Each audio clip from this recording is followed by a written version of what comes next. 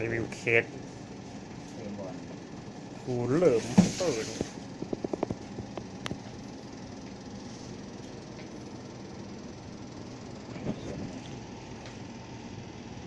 ลมใหญ่มาก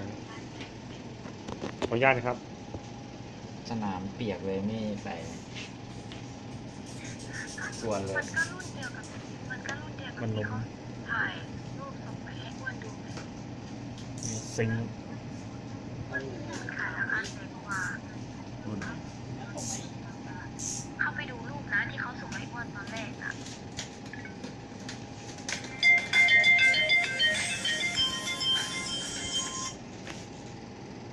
ฮัลโหลครับ ครับนะเราคุยกับเมียใครโทรมาวะ อืม